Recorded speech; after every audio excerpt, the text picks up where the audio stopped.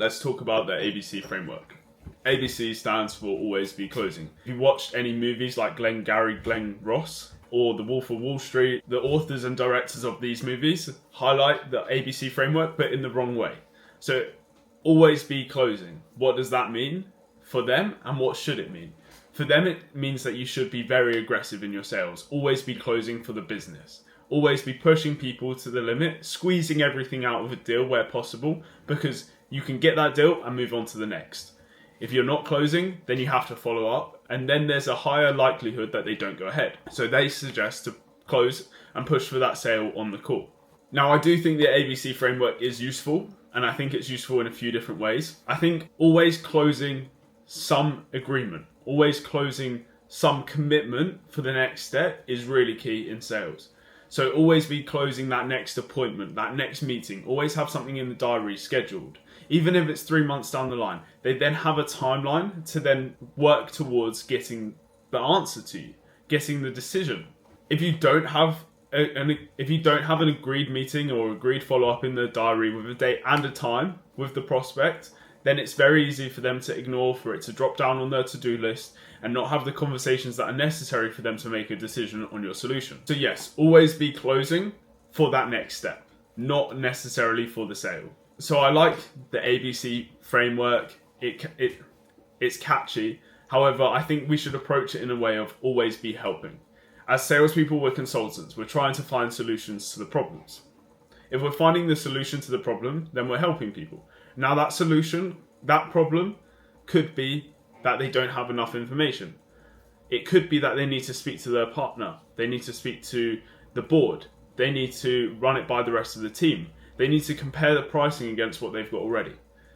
Now you could let them go away with all of these different objections or points that they need to work on before making a decision.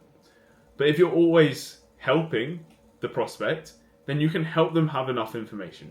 You can help them speak to their partners or the board. You can help them check the pricing against the rest of your competitors. And you don't do this in a pushy way, but you do it from a stance of wanting to help, which is what we're meant to do as salespeople. We are there to help. We're there to consult. We're there to see if our solution fits their problems. So I'm sure you hear a few times that people are saying, they need some time to sit on it. Okay, well, I understand that you need some more time.